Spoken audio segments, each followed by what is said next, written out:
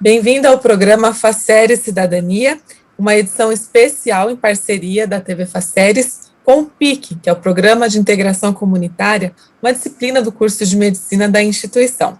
Nessa edição especial, nós vamos dar início a 3 episódios em que vamos falar a respeito do programa Cidadão Consciente, que é um programa desenvolvido dentro do PIC, e vamos falar um pouquinho a respeito desse programa em 3 assuntos diferentes, em 3 episódios. Hoje eu tenho a companhia das professoras Karina e Márcia aqui comigo, e também do Hugo, que é estudante da 17ª turma do curso de Medicina Faceres. Nosso tema hoje é a divulgação dos princípios e diretrizes do SUS, além do controle geral. Vou começar aqui essa edição com a professora Karina. Professora, seja bem-vinda. Gostaria que você explicasse um pouquinho sobre o programa Cidadão Consciente. O que é o programa Cidadão Consciente para quem está nos assistindo? Obrigada, Gabi. O projeto Cidadão Consciente, ele surgiu, para dar sequência a um programa que foi criado ano passado, o programa Humaniza Faceres, também por nós, as professoras do PIC. Através do projeto Cidadão Consciente, nós queremos divulgar os princípios e diretrizes do Sistema Único de Saúde, as formas de participação das pessoas, através do controle social, e também como corresponsáveis na proteção, promoção, reabilitação da sua própria saúde. O projeto ele foi concebido para fortalecer o princípio da Política Nacional de Humanização, que é o princípio protagonismo, corresponsabilidade e autonomia dos sujeitos e coletivos, visando a contribuição da população para poder modificar os determinantes de saúde e melhorar sua qualidade de vida, tão importante. E essa ponte, que nós fizemos do programa Faceres Cidadania com o Cidadão Consciente é justamente para isso, para nós abordarmos essas questões dentro da cidadania relacionada à saúde, Agora eu vou conversar um pouquinho com a Márcia, que é professora também. Márcia, eu queria que você desse uma abertura do tema do programa de hoje, divulgação dos princípios e diretrizes do SUS, e também controle geral. Então, Gabi, o SUS, ele é um sistema ímpar no mundo, Ele garante esse acesso à saúde de forma integral, universal e igualitária à população brasileira, Ele é de suma importância que a população, em geral, ela conheça o que é esse sistema, seus princípios, suas diretrizes, e, principalmente, a forma com que essa população ela pode participar na gestão desse sistema, através da participação popular. Então, por isso que é um assunto de tamanha relevância para a nossa sociedade e ele precisa ser divulgado. Com certeza. Bom, nós vamos começar aqui a entrevistar o Hugo, que é o aluno da 17ª turma do curso de Medicina. Hugo, dentro desse tema, que a professora Márcia já deu uma introdução, a professora Karina falou a respeito do cidadão consciente, que fica dentro do que nós iremos abordar, você sabe o que é o SUS?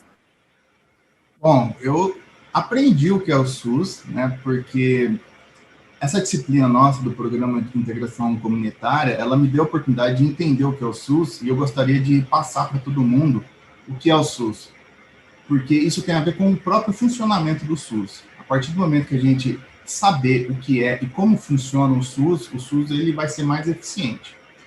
Então, em primeiro lugar, o SUS ele é uma vitória da democracia, da redemocratização do Brasil, que surgiu ali no final dos anos 80, começo dos anos 90. Isso quer dizer o quê? Quer dizer que o SUS ele está institucionalizado no artigo da Constituição Federal atual brasileira. Tá? Então, o artigo 198 da Constituição Federal, ele diz exatamente, ele trata das diretrizes do SUS, ou seja, de como que o SUS deve funcionar. Então, as diretrizes, elas são, primeiro, descentralização, que a gente vai comentar ao longo da entrevista, o atendimento integral e a própria participação da comunidade. Isso é muito importante na regulação do SUS. E esses princípios que foram feitos lá, na virada da década de 80 para 90, eles são preceitos seguidos até hoje. E eles estão ancorados em basicamente 2 leis. A Lei 8080, de 1990, e essa lei também é conhecida como Lei Orgânica da Saúde, que o objetivo dessa lei é justamente detalhar o funcionamento do sistema e instituir os preceitos que foram, né, que estão sendo seguidos até hoje. E a Lei 8.142, de dezembro de 1990, e a própria resolução de 2012, a resolução 453, elas vão reforçar a terceira diretriz do SUS, que é a participação da comunidade. Então, essa lei e essa resolução assegura a participação da sociedade no controle e na condução do SUS. Então, dando um pequeno spoiler aqui, a sociedade ela pode participar e deve ativamente do SUS. Ela tem que participar ativamente do SUS para que ele funcione. Então, o SUS é isso, é uma vitória da sociedade ali nos anos 80 e 90, e ela é um sistema único de saúde público, 100% gratuito e que funciona. Tá ótimo. Dentro desse spoiler aí que você já deu, existe uma garantia de que toda a população tem o direito de ser atendida? Essa pergunta é muito legal, porque, assim, indo direto ao ponto, o artigo 196 da Constituição Federal, ele é bem claro, porque ele começa assim, a primeira frase: a saúde é um direito de todos e dever do Estado. Então, só esse artigo 196, ele já responde essa questão. Ele já garante que a saúde é um direito de todos. E, além disso, é um dever do Estado, ou seja, o Estado deve prover a saúde à população, né? Nesse sentido, o SUS ele acabou criando lá em 2003 a Política Nacional de Humanização, que ela tem várias esferas, ela atua em várias esferas, mas no que a gente está falando aqui, que é em relação ao direito, essa Política Nacional de Humanização, ela procura informar os usuários sobre esse direito, né? Então, a Política Nacional de Humanização, então, ela é uma comunicação, tá? Tanto entre gestores, trabalhadores e usuários, mas como também de levar a informação ao usuário, a informação do SUS para que ele funcione, tá? E a PNH, que é a Política Nacional de Humanização, ela está de acordo aí com os princípios do SUS, que também são 3, que é a universalidade, a integralidade e a equidade. Quando a gente fala em universalidade, a gente está falando o que a gente iniciou ali no artigo 196, que é todos têm direito ao acesso às ações de serviço de saúde do SUS, né? E quem são todos? Todos que estão dentro do território nacional, independentemente de origem, independentemente de religião, independentemente de sexo, gênero, enfim, todos que estão dentro do território nacional têm direito à saúde. E o segundo princípio é integralidade. O que isso quer dizer? Que o SUS ele trata desde a prevenção da saúde do usuário até a reabilitação dele, ou seja, até o final do tratamento e depois ainda, né, do tratamento ali, que seria a manutenção da saúde, que a gente voltaria na prevenção da saúde. E o terceiro princípio é a equidade, que, né, todos são iguais, né, e justamente para diminuir a desigualdade no Brasil, né? Então, assim, sem discriminação de raça, de sexo, de gênero, sem discriminação socioeconômica, ou seja, oferecer assistência a todos. E oferecer assistência àquele que precisa, e quem precisa mais, obviamente, vai ter mais assistência. Então, respondendo a pergunta, sim, existe uma garantia de que todo mundo tem o direito, e essa garantia está no artigo 196 da Constituição Federal. Tá certo. Hugo, e dentro dessa garantia, né, acho que uma curiosidade, que acho que qualquer pessoa tem a possibilidade de participar de reuniões da saúde da cidade onde essa pessoa mora, né? É um direito de cada um. Isso. Como a gente viu, uma das diretrizes do SUS é a participação da comunidade. Então, você tem isso aí, você tem esse registro na própria Constituição Federal ali, no próprio artigo 198, você vai ter isso daí. A lei, né, 8.142, que tem a ver com a diretriz do SUS, ela diz exatamente sobre a participação da comunidade. Como é que a comunidade pode participar do SUS? Não só como usuária, não só como uma pessoa que vai receber o tratamento, mas ela pode participar também das decisões do SUS. E para isso, existe dentro do SUS uma coisa chamada Conselhos de Saúde. O que são os Conselhos de Saúde? É um órgão dentro do SUS que formula estratégias, controla a execução da política de saúde, inclui aspectos econômicos e financeiros, né, nessa execução, e ela tem um caráter permanente e deliberativo. O que significa isso? Deliberativo porque toma decisões, tá? Então, a população, ela pode participar do Conselho de Saúde. E como que é composto esse Conselho de Saúde? 50% pelos próprios usuários do SUS. Os outros 50% dividem em dois. Quem são? 25% são os trabalhadores da saúde e os outros 25% são representantes do governo, de prestadores de serviços, etc. Então, você tem ali uma paridade, né, entre os usuários e os trabalhadores do SUS. E juntos, eles vão decidir as ações do SUS, as ações de saúde. Então, se você quiser, se o município achar necessário, por exemplo, construir uma unidade de pronto atendimento, as UPAs, é o Conselho de Saúde que vai decidir aonde vai ser criada essa UPA. Então, a população ela participa direto da decisão, né, e da gestão do SUS. Muito interessante, né? Porque esse equilíbrio faz com que as decisões sejam tomadas da melhor forma para todo mundo, e principalmente para quem utiliza, né, o SUS, que é o maior interessado nisso tudo, né? Exatamente. Hugo, e qual que é a importância do controle social para o funcionamento do SUS? Então, quando a gente estava falando de conselhos de saúde, a gente já estava dando um exemplo de controle social. Porque o SUS, ele é um sistema único de saúde e ele tem, assim, vamos dizer, dois lados. Um é o lado político, né, que é a gestão política do Sistema Único de Saúde, e o outro lado é a população, que ela vai receber os benefícios do SUS. Mas ela também pode participar, como eu falei ali na questão anterior, ela pode participar do gerenciamento do SUS, né? Então, a população, ela participando do gerenciamento do SUS, ela equilibra, porque se o SUS não tivesse a participação ativa da sociedade, como é que eu posso dizer? Talvez o SUS não atendesse a sociedade como deveria. Então, é como se o controle social, é como se os conselhos de saúde eles fossem a materialização do controle social. O que seria esse controle social? É a fiscalização do SUS. É a população fiscalizando como que o SUS está progredindo. Então, fiscalizar os investimentos do SUS, fiscalizar gestores, secretários e secretárias municipais, estaduais ou do próprio Ministério da Saúde. Enfim, é um regulador da democracia. Porque como é que a sociedade pode participar do SUS? De duas maneiras, indiretamente e diretamente. Indiretamente é pelo voto. Você vai lá, elege um governante, e aquele governante ele vai representar o SUS do ponto de vista governamental. Ativamente, a população também pode participar, que é fazendo parte dos conselhos de saúde. Então, você consegue equilibrar as decisões do governo com as decisões da comunidade. Então, você consegue fazer esse equilíbrio, e esse equilíbrio se chama controle social. Ou seja, por um lado, você tem a política andando num sentido e o controle social fazendo frente a esse sentido. E juntos criando uma síntese, né, que vai beneficiar a população em geral. E qual que é o papel do Estado e do município no SUS?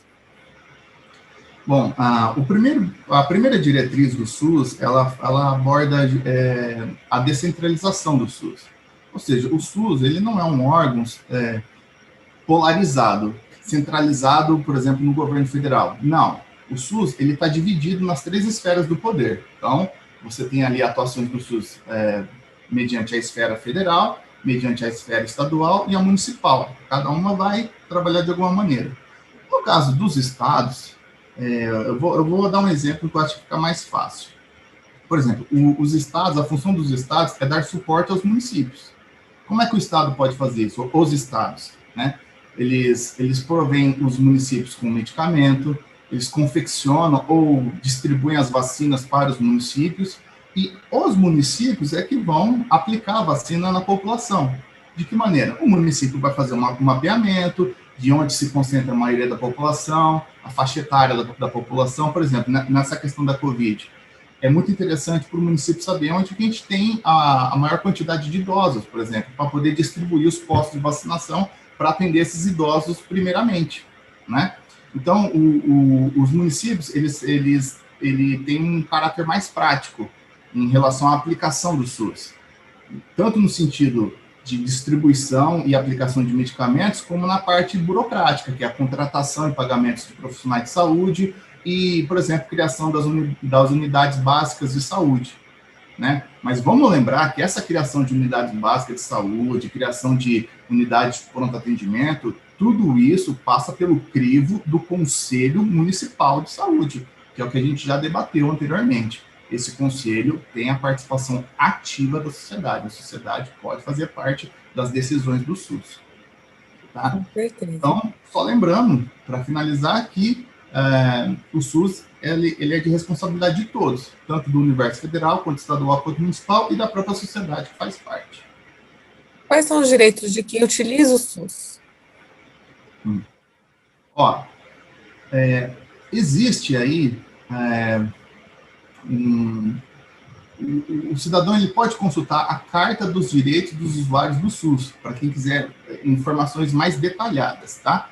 Mas, de maneira geral, os direitos dos usuários são acesso ordenado e organizado ao sistema de saúde, tratamento adequado e efetivo para o problema, né, para o seu problema de cada um, atendimento humanizado, acolhedor, livre de qualquer discriminação, como já foi comentado, e, enfim, um atendimento que respeite a pessoa, seus valores, seus direitos. E o próprio comprometimento dos gestores de saúde, né? Porém, não é só de direitos que funciona o SUS. O cidadão também tem responsabilidades, porque a gente já viu que ele tem a participação ativa. Além disso, quando a gente fala em saúde, a gente está falando de princípios éticos, e um dos princípios éticos é a autonomia do paciente. Então, eu vou tentar dar um exemplo. A partir do momento que um médico vai lá, faz a consulta e ele receita ali um medicamento, cabe ao paciente ter autonomia de decidir se ele vai acatar ou não ao tratamento. Então, não adianta o médico ir lá e passar um tratamento, passar uma medicação, se o paciente não tem a responsabilidade de, em casa, tomar os medicamentos, né, certinho, de acordo com a receita. Então, para que a coisa funcione, tanto o médico precisa, a equipe, os profissionais de saúde, tanto os profissionais de saúde precisam fazer a parte dele, quanto o paciente também precisa fazer a parte dele em casa. É a famosa lição de casa, né? A tarefa de casa, que tem que fazer. Então, tem os direitos, mas também tem os deveres. Então, cabe ao paciente seguir ali o tratamento em casa, enfim, em outros lugares. Ótimo. Agora, a próxima pergunta, acho que é até uma dica para quem está nos assistindo também, né? Você conhece tudo que o SUS oferece? Eu acho que muita gente não conhece, né? Essa é uma questão, né? Porque, assim, quando a gente pensa em SUS, a primeira coisa que vem na nossa cabeça, acredito, né, da maioria, são os hospitais, as UBSs, as UPAs, né? Promover, prevenir, recuperar a saúde, né? Só que, além disso, o SUS ele trabalha também, por exemplo, com pós-operatório, com pós-cirúrgico, oferecendo fisioterapia, aparelhos ortopédicos, né? Se for necessário, a locomoção desse paciente de um ponto para o outro, né? A gente já falou do controle da distribuição de vacinas e medicamentos, mas, além disso, né, talvez assim seja a novidade. Olha só, cabe ao SUS a fiscalização de restaurantes e lanchonetes para ver se está de acordo com as normas de saúde, o saneamento básico, e eu estou falando de coleta de lixo, eu estou falando de tratamento de água e esgoto, seja fazendo a coleta diretamente ou fiscalizando a coleta, porque se você não tem uma coleta de lixo adequada nem o tratamento de água e esgoto, você vai ter um problema de saúde pública. Então, cabe ao SUS fiscalizar isso. Além disso, tratamento para usuários de droga, álcool, tabaco. Então, se a pessoa quer se reabilitar, ela pode procurar o SUS vai ajudar. O SUS ainda fiscaliza e habilita planos de saúde privado e os hospitais privados. Então, a pessoa que ela usa ali um plano de saúde privado, esse plano de saúde só está disponível porque o SUS já foi lá e deu um ok, falou, beleza, você pode funcionar. A mesma coisa para hospitais privados, com o intuito justamente de proteger o usuário. Tá? Então, o SUS, ele abrange a todos, tá? Literalmente a todos, independentemente de classe social e financeira. Além disso, o SUS oferece tratamentos alternativos. Eu vou citar alguns. Ó, por exemplo, desde 2006, ele já oferece acupuntura, homeopatia, fitoterapia, antroposofia e termalismo. E a partir de 2017, ele ainda passou a incluir arte-terapia, biodança, dança circular, meditação, música, enfim, vários tratamentos aí.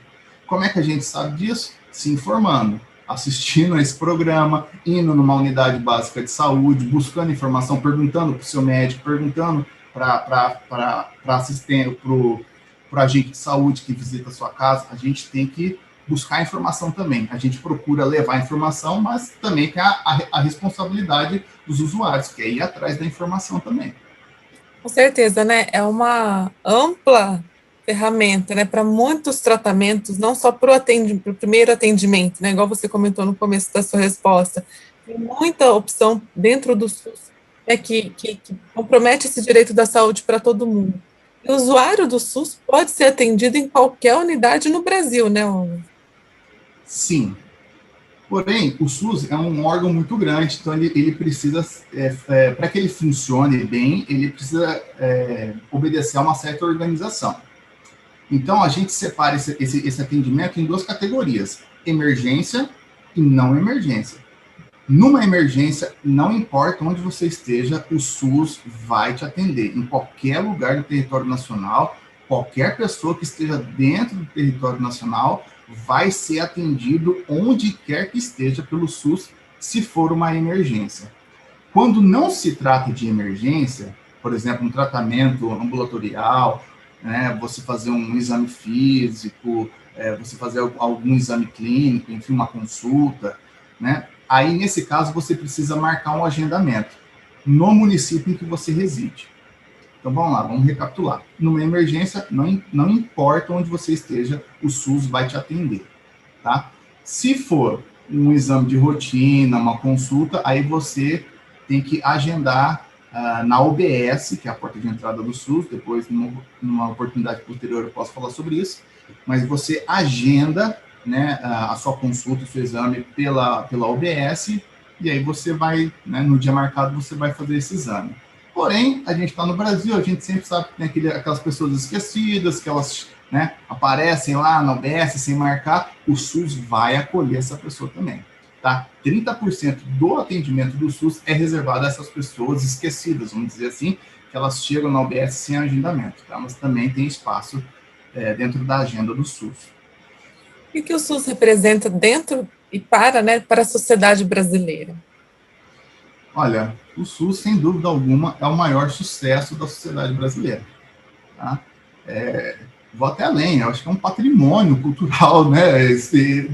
Cultural e da saúde, enfim, é um patrimônio brasileiro e deve e merece ser conservado e vida longa ao SUS, tá? Então, por quê? Por que a gente está falando disso? Porque, olha, é um sistema público e 100% gratuito de saúde que atende 200 milhões de pessoas em todo o território brasileiro. Não, sabe, é muita gente. Não é qualquer país que consegue, que tem essa habilidade de atender 200 milhões de pessoas. Então, é um orgulho nacional e referência internacional. Portanto, um orgulho nacional que se reflete no mundo. Tá? Então, o SUS representa a maior conquista da sociedade brasileira. Com certeza, Hugo. E dentro do que nós estamos vivendo, né, desde o ano passado, a pandemia, a gente não pode ignorar tudo isso, né? O SUS também tem um papel muito importante dentro de tudo isso, né? Eu te devolvo uma pergunta. Como a gente estaria lidando com a pandemia hoje se não fosse o SUS? Como que seria essa pouca vacinação que a gente tem presente, né, atualmente? Como que seria essa vacinação se não tivesse o SUS para intermediar isso? Quem já teria sido vacinado? Quem não teria? Sabe, o SUS, ele é muito importante e a pandemia está provando isso, tá? Porque ele dá acesso gratuito ao serviço de saúde. Então, se algum dia alguém cobrar para você tomar alguma vacina, tá errado. O SUS não cobra. O SUS é 100% gratuito. Então, ele oferece, na pandemia, ele oferece suporte para atender a população, seja vacinando, seja tratando ela. Tá? Então, é o atendimento integral, ou seja, tá de acordo com o segundo princípio do SUS. É aquele atendimento, o atendimento completo ao cidadão, que vai desde a prevenção, passando pela promoção, chegando ao tratamento e, inclusive, pós-tratamento, que daí já entra de novo na prevenção da saúde. Então, a importância do SUS é fundamental na pandemia. Eu não sei do que seria da nossa pandemia se a gente não tivesse o SUS. Sinceramente, eu não sei. Com certeza, né? Eu falo, um sistema que a gente tem que elencar todos os pontos positivos, né? E, igual você comentou, é um ponto muito importante para o Brasil nessa questão, né? Dentro da pandemia, principalmente em diversos outros quesitos também. Bom, Hugo, eu agradeço a sua entrevista, também agradeço a participação da professora Márcia, professora Karina, e a gente encerra essa edição do Facere Cidadania, e lembro que nós teremos outras edições também com outros temas dentro do programa Cidadão Consciente. Muito obrigada pela participação de vocês. Obrigado a vocês. Obrigada. Obrigada.